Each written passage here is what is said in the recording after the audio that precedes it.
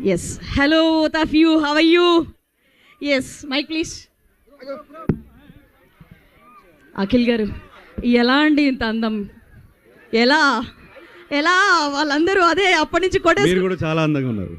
Thank you అండి. Social మీడియాలో యొక్క బిట్ అట్లా hi hi hi hi all girls, hi boys. సినిమాలో ఒక డైలాగ్ ఉంటుంది కదా, వాడిని కాపాడుకోవడానికే సరిపోతుంది అని వాళ్ళ మదర్ జాబ్. సో అలానే ఉంటుందా ఇంట్లో పరిస్థితి?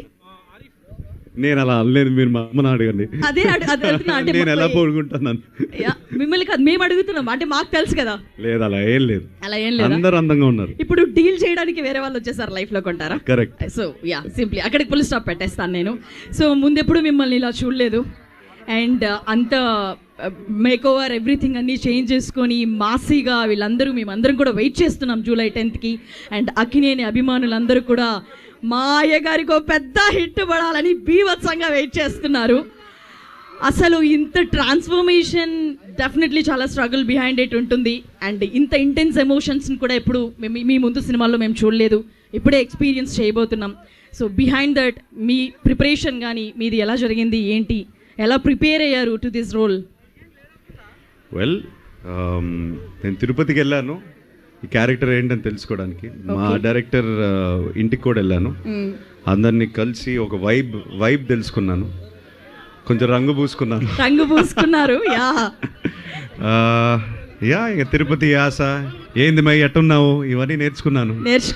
చాలా బాగా నేర్చుకున్నారు. అండ్ భాగ్యశ్రీ ఈ లాంగ్వేజ్ కాకపోయినా తను కూడా అంతే అద్భుతంగా చేశారు. ఇద్దరు కలిసి చాలా బాగా చేశారు. అండ్ ఇంత intense love story revolves around Bharathi ఈ సినిమా అంతా అని మాకు అనిపిస్తుంది. అండ్ మీ లైఫ్లో లవ్ని ఎట్లా డిఫైన్ చేస్తారు? మీ డెఫినేషన్ ఏంటి? Understanding. how to love and how you want to be loved. ఈ అండర్స్టాండింగ్. ఓకే, ఆ క్లారిటీతో పెళ్లి చేసుకున్నారనమాట. ఎస్. సో ఇప్పటి వరకు ఇంత యాక్షన్ ఎపిసోడ్స్ ఇవన్నీ చూసిన తర్వాత మీకు వన్ పర్టికులర్ సీన్ ఇది చేసిన తర్వాత ఓకే ఇది కదా నేను ఎక్స్పెక్ట్ చేస్తుంది, this is what I want to give to audience చాలా కాలం నుంచి అని ఫీల్ అయిన ఒక సీన్ గాని? ఈ సినిమా లాస్ట్ 20 minutes ఉంటుందండి. ఓకే, మీరు అది చూసి గుర్తుపెట్టుకోండి. That is the satisfaction I got. Okay, వస్తున్నాం కొడుతున్నాం అంతేనా? మా నాన్న అన్నారు, నేను లేదు, మేమందరం కూడా ఫిక్స్ అయిపోయాం ఇంకా నాగార్జున గారు చెప్పిన తర్వాత. Thank you. అండ్ మా స్టూడెంట్స్ కూడా మాట్లాడడానికి రెడీగా ఉన్నారు. ఒకసారి మైక్ భాగ్యశ్రీ గారు